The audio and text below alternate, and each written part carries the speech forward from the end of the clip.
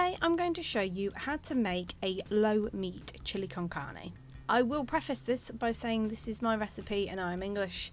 Please don't get upset that I am not doing this very traditionally. Yes, I can see people getting upset, but I really like this recipe, and if you don't, then don't make it. You will need 250 grams of minced beef, 1 large onion, 2 bell peppers. Traditionally you use a red pepper, I however had 2 green peppers, 4 garlic cloves, 1 tablespoon of oil. Now with the chili powder I add 2 teaspoons of hot chili powder and 1 tablespoon of mild chili powder. You can however swap and change. So if you just want it at the hot chili powder, you can do. If you just want it at the mild, you can do. I however like it with both. 1 teaspoon of paprika, 1 teaspoon of ground cumin, 300 millilitres of beef stock, 400 grams of chopped tomatoes, half a teaspoon of dried marjoram, 2 tablespoons of tomato puree, and 800 grams of beans. So traditionally you use kidney beans. I like to use 400 grams of kidney beans and 400 grams of butter beans.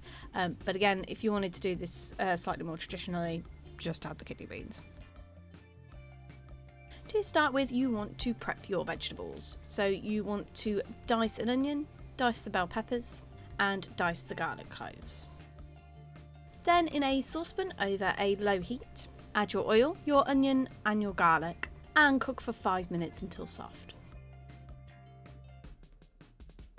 Then add your peppers, your chili powders, your paprika and your cumin, and stir and cook for another 5 minutes.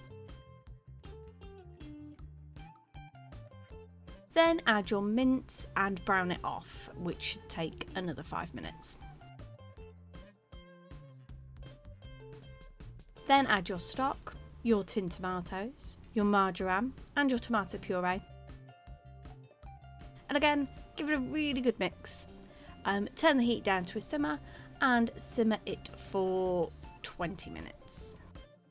Then add your beans and again simmer for a further 10 minutes. If you find that it goes slightly dry and that too much water has evaporated, just add a bit of water to bring it back so then the sauce is the right consistency. And there you have it. That's how you make a low meat chili con carne. I like to serve mine with rice and sometimes a little bit of sour cream or guacamole, but you can have yours however you like.